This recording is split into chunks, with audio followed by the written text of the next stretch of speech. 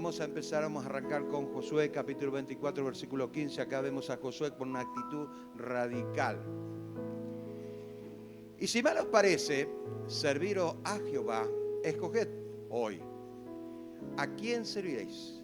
Si a los dioses a quienes sirvieron vuestros padres cuando estuvieron al otro lado del río, o a los dioses de los amorreos, cuyas tierras habitáis, pero yo y mi casa serviremos a Jehová. Para poder entender este pasaje, para poder entender la actitud de Josué, podemos ver Job, capítulo 22, versículo 2. Escuche, acá hay una pregunta y esto es muy importante. ¿Traerá el hombre provecho a Dios? Pregunta que hace Job. ¿Será que traerá el hombre provecho a Dios? Es el misterio bíblico. ¿Será que traerá Dios, o traerá el hombre provecho a Dios? ¿O no? La respuesta está acá. Al contrario, para sí mismo es provechoso el hombre sabio. ¿Será que le sirve lo que yo hago por él? ¿Le sirve a Dios? Estoy hablando con un ser perfecto, ¿verdad? Hello. ¿Le sirve a Dios? No le sirve a Dios lo que yo pueda hacer. No le sirve. Vuelvo a repetirlo para que te quede bien en claro. No le sirve. ¿A quién le sirve entonces? A mí. La actitud radical de Josué lo llevó a una nueva etapa en su vida que contiene 3 ingredientes. El primero ya, decisión, servicio y propósito. Decisión, servicio y propósito. Y de estos 3 puntos quiero hablar en esta mañana. La decisión que tú tomes cambiará el rumbo de tu vida y la de tu familia. Por eso es que es importante, ¿no es cierto?, que tengamos bien en claro la palabra de Dios, los principios de la palabra de Dios. No venga a ser mi bibliomancia, abracadabra, cabeza de cada. Ahí está. No, este no me conviene. Abracadabra, acá. No, este tampoco. No haga eso. Si no estudie la Biblia, conozca los conceptos que tiene la palabra de Dios en cuanto a la obra redentora de Cristo y los principios teológicos que llevan al hombre a tener un entendimiento más abierto de las Escrituras. El cristianismo tiene 14 principios y sus derivados. Teología sistemática. Muy bien. Ahora, entonces, hasta puede cambiar tu futuro para bien o para mal, la decisión que tú tomes. Entonces va basado en las cosas que son ciertas, no en las cosas que son inciertas. O sea, yo tomo una decisión, primero, obviamente tengo que estar totalmente seguro para tomar esa decisión y cuando la tomo, y hay veces que tomo decisiones sabiendo los riesgos. De repente, como no hay ningún riesgo, no tengo nada que perder, entonces pruebo. Eso es otra cosa. Ahora, un ejemplo, muy conocido por todos, pero mal interpretado. Hechos de los Apóstoles, capítulo 16, versículo 30 al 31, dice, y sacándole le dijo, señores, ¿qué debo hacer para ser salvo? Y ellos dijeron, créete en el Señor Jesucristo y serás salvo tú y tu casa. Y entonces, estos versículos, qué mal usados que están.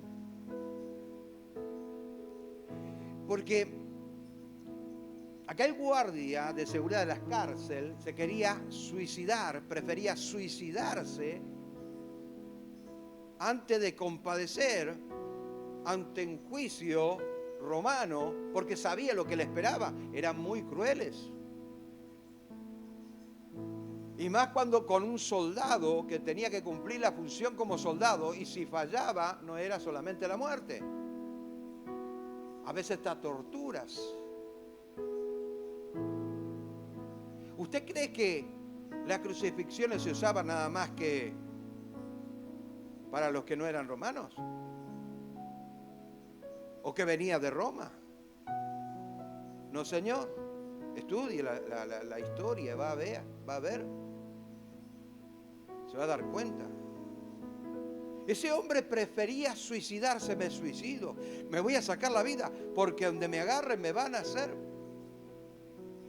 las 1001 para que aprenda. ¿O alguna vez escuchó usted morir 1000 veces? El dicho morir 1000 veces. ¿Sabe de dónde viene? Viene de Roma. Por eso que los soldados romanos tenían miedo y eran tan disciplinados por el mismo miedo que tenían. Entonces, no te hagas daño, dice Pablo. Y fue, y como una cosa, algo sobrenatural, porque sobrenatural era, le sacó la espada de la mano. Cosa que era imposible sacar la espada de la mano a una persona que no era romana, un romano, un soldado romano. Era capaz de hacer de cualquier cosa. Y la pregunta que le hace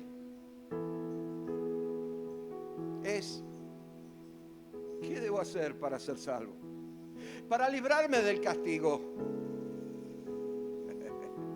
¿Qué puedo hacer para que no me torturen a mí y a mi familia? Porque mire que el castigo va a ser grande. Y Pablo le mira y le sonríe. Cree en el Señor Jesucristo y serás salvo tú y tu casa. Claro, podríamos usarlo como la salvación de nuestra alma, por supuesto que sí. Pero sabiendo en qué radica la respuesta de Pablo. ¿Se entendió eso? Ahora bien,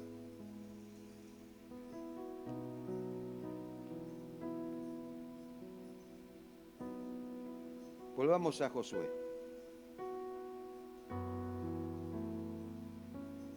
De acuerdo con lo que Dios ordenó a Moisés, escuche, estamos hablando de Josué, pero ahora me voy a Moisés. De acuerdo con lo que Dios ordenó a Moisés, una vez que el pueblo entrase en la tierra de Canaán, tendrían que tomar una decisión que marcaría sus vidas. Deuteronomio capítulo 11, versículo 29 dice lo siguiente: y cuando Jehová tu Dios te haya introducido en la tierra a la cual vas para tomarla, pondrás la bendición sobre el monte Gerizim y la maldición sobre el monte Ebal.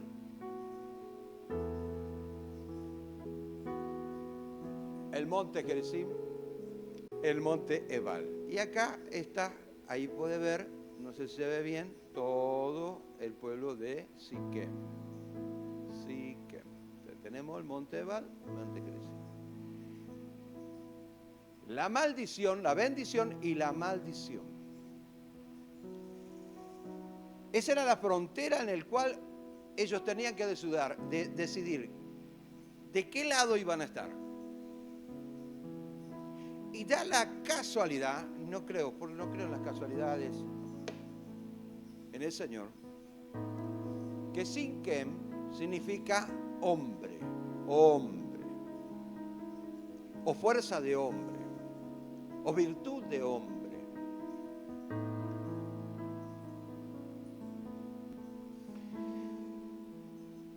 Entonces, acá podemos dar una interpretación de lo que a Moisés se le ordenó que hiciera. Mira, ese pueblo, aunque haya pasado por muchas luchas, y tómelo desde el punto de vista hoy, aunque haya pasado por muchas luchas, aunque haya tenido muchos combates, aunque haya visto milagros, aún así van a tener que decidirlo. Van a tener que tomar una decisión. ¿Qué es lo que van a hacer de su vida espiritual? No depende más de Dios, depende de usted. Para darle un punto más geográfico, ahí tenemos al monte Ebal, la ubicación, Siquem en el medio y Gerizim mirándolo hacia el sur. Hacia el norte está Ebal. Ok, entonces para que tengan una idea. Y esto es el equivalente a lo que el Señor Jesús dijo antes de ir a la cruz y lo que simbolizaba la cruz. Cuando Dios elegía al hombre entre el camino angosto y el camino ancho.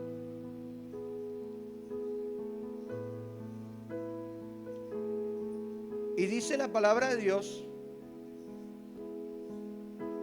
porque estrecha es la puerta y angosto el camino que lleva a la vida, y pocos son los que la hallan.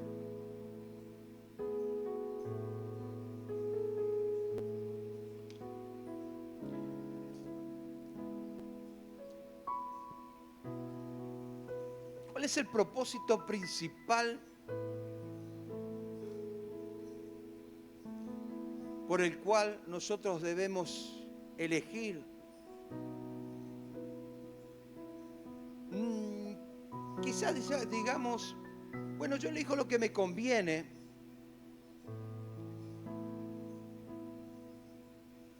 Y muchas veces no es lo que nos conviene.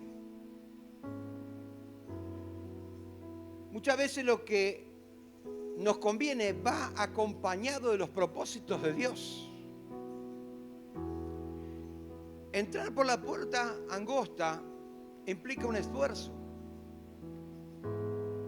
El esfuerzo que tenés que poner para creer. El esfuerzo que tenés que poner para creer que de repente sos sano, aunque la ciencia te diga otra cosa. El esfuerzo que vos podés poner cuando reconoces que todo lo que, las consecuencias que estás viviendo hoy es por culpa tuya y que ahora tenés que pedirle al Señor que te ayude a superar esto. Esfuerzo. Esfuerzo por entrar por esa puerta angosta que te cuesta tanto, pero su destino es aún peor. El camino angosto, según Jesús, en Nehemías capítulo 3, creo que el versículo 3, no me acuerdo bien, nos habla de la puerta de las ovejas. Todo el capítulo nos habla de la puerta de las ovejas. La puerta de las ovejas era angosta y su camino más angosto todavía, porque tenía un propósito. El decir esto no era desconocido para los judíos, sí, lo tenían bien conceptuado. Sabían bien de lo que estaba hablando el Señor. En primer lugar, cuando metían una oveja por esa puerta angosta, era para que no retrocediera, para que no se diera vuelta y saliera.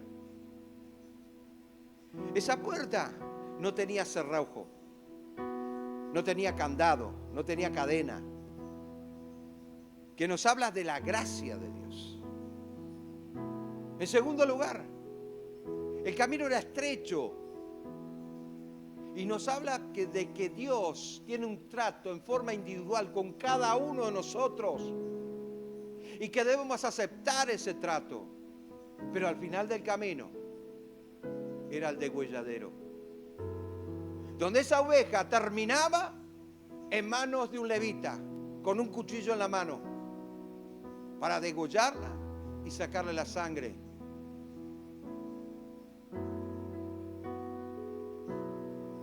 Escuche, Dios no te promete un camino de rosa. Pero si tú no aprendes a desarrollar fe,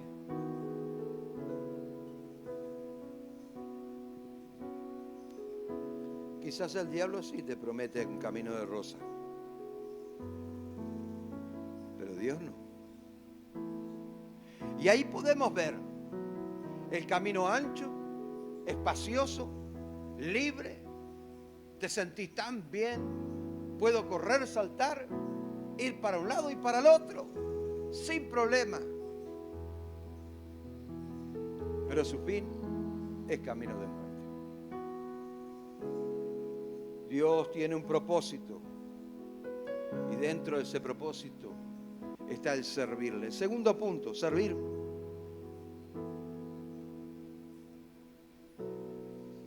La palabra hebrea, saret, significa servir o ministrar.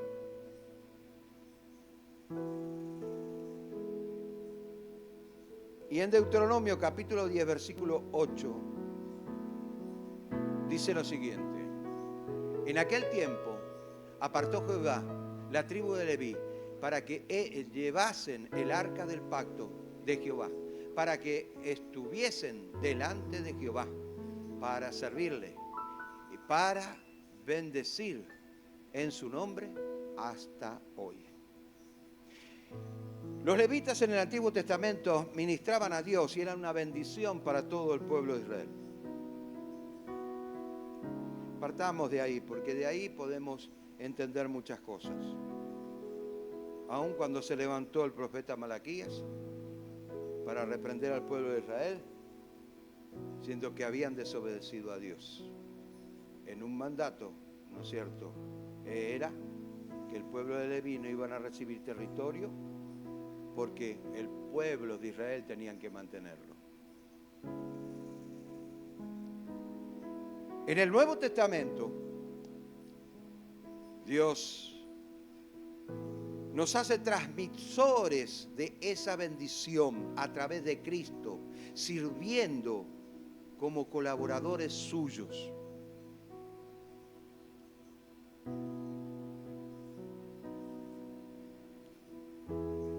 Y Pablo decía lo siguiente, la carta de Tito, porque todo lo que Pablo decía era conforme al Antiguo Testamento, pero revelado a través del Espíritu Santo.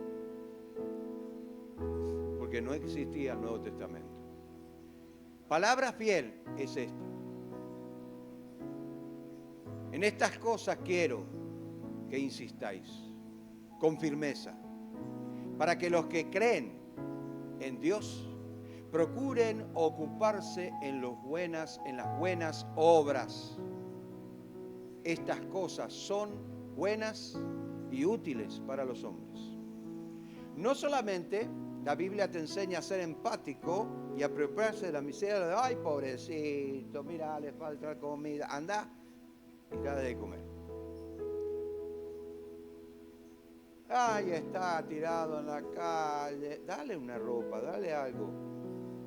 Y una vuelta hice pasar a alguien, era una parejita, yo no sé, creo que no se bañaron durante un año, era algo asqueroso, pero estaba en la calle, entonces agarré, los traje, les dije que se bañaran, acá, ya sé, un montón de años, no sé, algunos se acuerdan, recién me acuerdo de eso, sino servirle. No solamente va a ser bueno para ellos, sino para vos. Porque haciendo eso, vos te apropiás del amor de Cristo. Entonces, servir.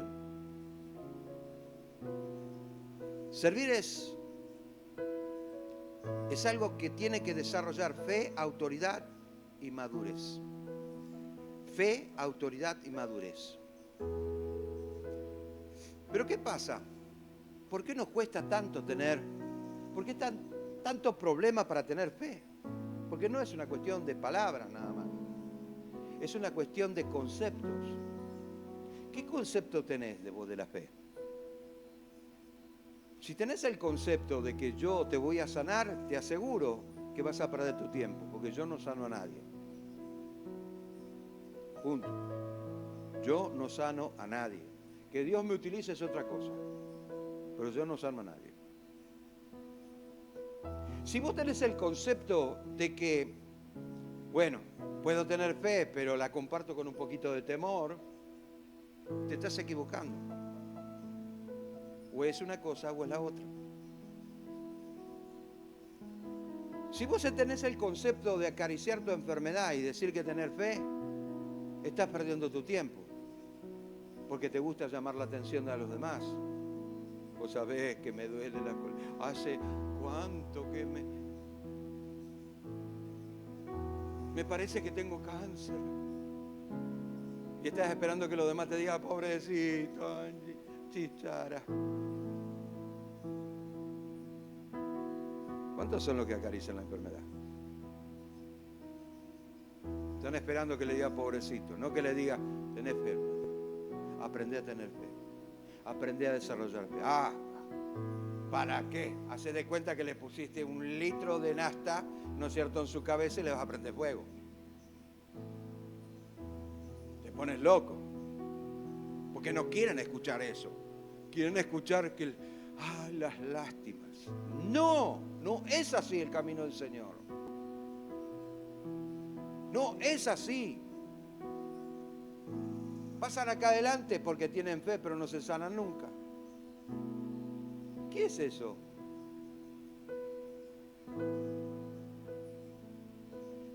Para el año que viene voy a dar un seminario sobre lo que es la fe. Y va a ser abierto. Para que se entiendan lo que es fe bíblica. Para que dejemos de tener esos conceptos cerrados que no te sirven para nada, que lo único que hacen es retroceder espiritualmente y empezar a creer en cualquier cosa. ¡Ay, la llave! ¡Ay, mamá! ¡Levante sus llaves! ¿Pero qué? ¿A dónde? ¿Qué es eso? Eso es fetichismo. Por eso no se hace acá. Y no se va a hacer mientras sea pastor yo. Y no se va a hacer. Levante sus llaves para que puedan tener un auto.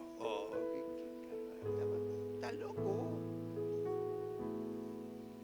Para que puedan tener. Hoy vamos a orar para la cancelación de tus deudas.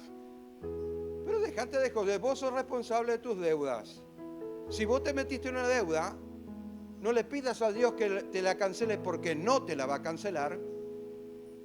Lo que sí va a hacer es darte para que vos puedas cancelar esa deuda. Te va a proveer para que vos puedas cancelar, pero vas a tener que mojar la camiseta y vas a tener que creer. ¿Me entendieron? Porque así no funciona esto.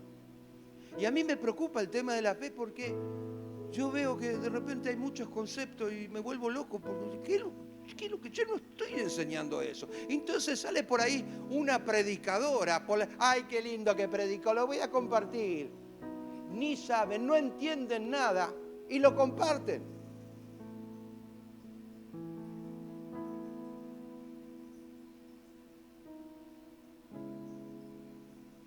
Yo digo, ¿por qué no se preocupan por su vida espiritual y entienden un poco los conceptos bíblicos para no caer en el error?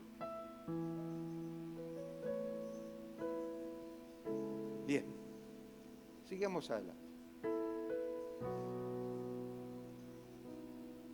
Trabajando para Dios, deberíamos desarrollar los dones.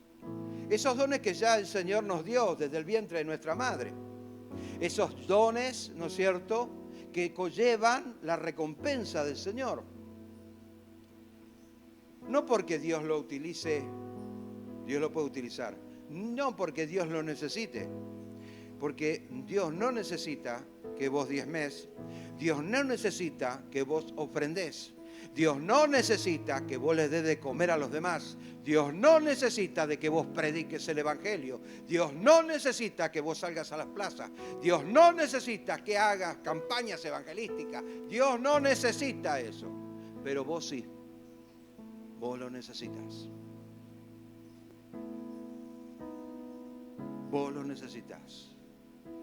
Porque cuando salís a predicar, estás desarrollando fe y empezás a tener una visión diferente al mundo espiritual. Porque cuando vos estás tratando, ¿no es cierto?, en la escuelita dominical con criaturas, estás desarrollando un montón de cosas que antes no tenías. Porque cuando vos estás diezmando, ¿no es cierto?, estás ayudando a la iglesia a crecer.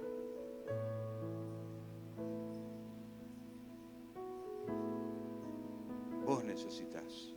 Dios no necesita. ¿Te das cuenta el concepto errado que tiene la gente? No. Pero pastor, vos parece como que te la sabes toda. Como que sos dueño de la verdad. Y yo les digo a todos lo mismo. Yo no soy dueño de la verdad, pero la verdad sea dueño de mí. Créanlo. Propósito. Ahí ya estábamos hablando sobre el tema de servir al Señor. Sabiendo de que el Señor, Colosenses capítulo 3, versículo 24, dice, sabiendo de que el Señor recibirá la recompensa de la herencia, porque a Cristo el Señor servimos. ¿A quién servimos? Al Señor. No es al hombre, no es a mí. Vas a perder el tiempo, me estás sirviendo a mí. No, al Señor. Ok, entonces yo soy un administrador. Yo administro. Lo que está mal, ¿no es cierto?, lo corrijo a la luz de la Biblia. Ok. Propósito. Romanos capítulo 8, versículo 28.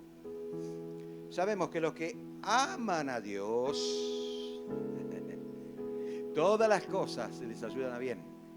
Esto es, a los que, conforme a sus propósitos, son llamados. Y todos tenemos un propósito.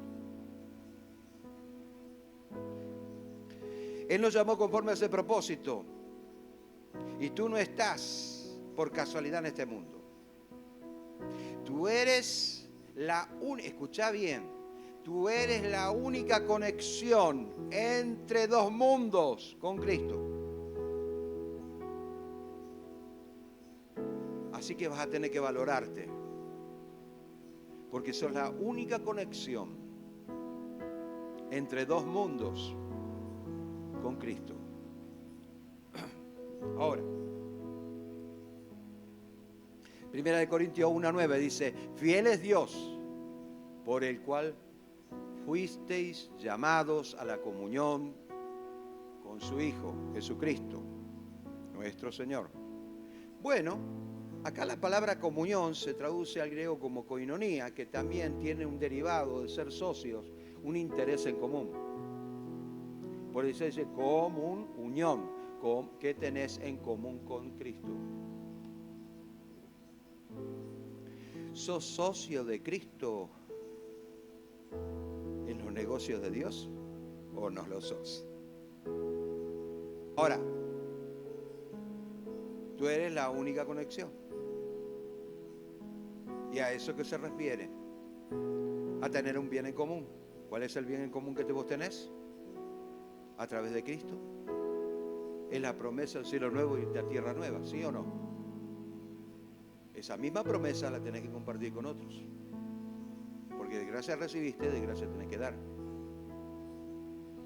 Muy bien. En otras palabras, los cielos están ligados a Cristo y unidos a la iglesia, y vos sos la iglesia. Tú no eres producto de la casualidad.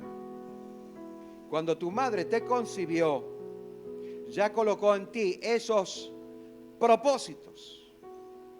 Ahora, lo tienes que descubrir. Tú lo tienes que descubrir, yo no. Yo te puedo decir, te puedo enseñar, pero tú lo tienes que descubrir. Yo no puedo creer que mi vida no tenga propósito. Tiene que tener un propósito. Entonces, si no tiene un propósito, no tiene sentido mi vida. Como muchos piensan y no le dan valor a su vida. Porque si le dieran valor, no serían tan egoístas. Porque si le dieran valor, le darían el primer lugar al Señor, por sabiendo lo que Él hizo por esa persona, por toda la humanidad. la humanidad no existiría hoy en día si no fuera porque Cristo murió en la cruz. Y no soy tan trágico. Esta es la verdad que muchos no quieren escuchar y otros no quieren predicar. Y esta es la verdad. Efesios capítulo 1, versículos 11 y 12.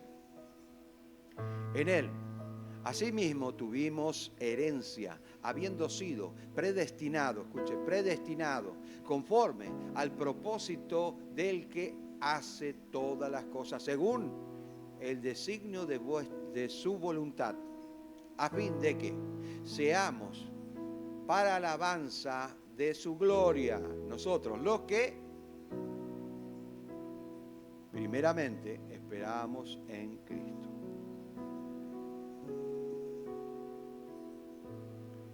Ese propósito es manifestar la gloria de Dios.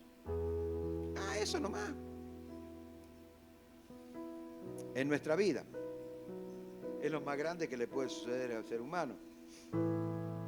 Así que démosle valor, porque manifestar la gloria de Dios implica muchas cosas. Es traer el cielo a la tierra, es traer la voluntad de Dios a la tierra, es manejarse conforme a los propósitos de Dios, es darle el primer lugar al Señor, es decirle al Señor, tú eres mi rey, así que quiero que me gobiernes. O sea, implica un montón de cosas que no queremos escuchar. Y creemos que la gloria de Dios es algo tan fantástico, se abren los cielos y vemos las estrellas, el universo, hacemos viajes astrales. Y eso no es la gloria de Dios. Diría que es parte de la gloria de Dios, una parte muy ínfima, muy chiquita. Es por eso que debemos tomar una decisión hoy. O sigo a Cristo o sigo al verdulero. O sigo a Cristo o voy con el carnicero. O sigo a Cristo o voy con el curandero.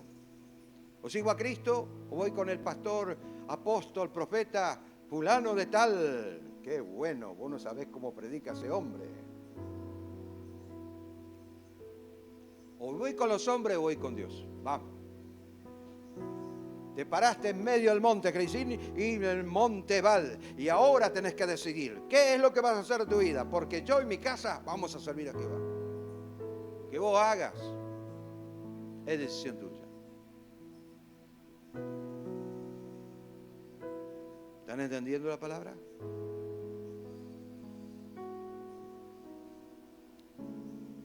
Es aspirar a subir un escalón más en la vida cristiana.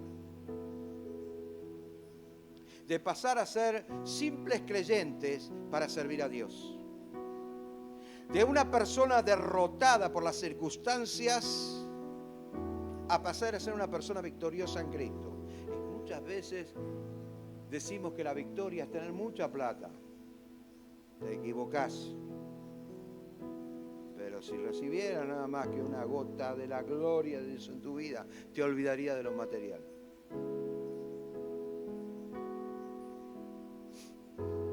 El deseo de Dios. Éxodo capítulo 34, versículo 10, dice. Y él le contestó, he aquí, yo hago pacto delante de todo tu pueblo y haré maravillas que no han sido hechas en toda la tierra, ni en la nación, ni a nación alguna. Y verán todo el pueblo en medio del cual tú estás tú. No es que vas a ser tú. La gloria va a ser tan grande que tú vas a ser exaltado. No dice, vas a estar, estás tú. La obra de Jehová, porque será cosa tremenda lo que yo haré contigo. Y muchas veces el hombre se atribuye los milagros a él mismo, exaltando su yo, creyendo que de alguna manera él está por encima de las demás personas. Pero se olvida lo que dijo Jesús, que aquel que quiere ser primero tiene que ser el último. Y aquel que quiere ser más grande tiene que ser el más pequeñito de todos. Amén. Ese es el verdadero evangelio. Eso es ser radical.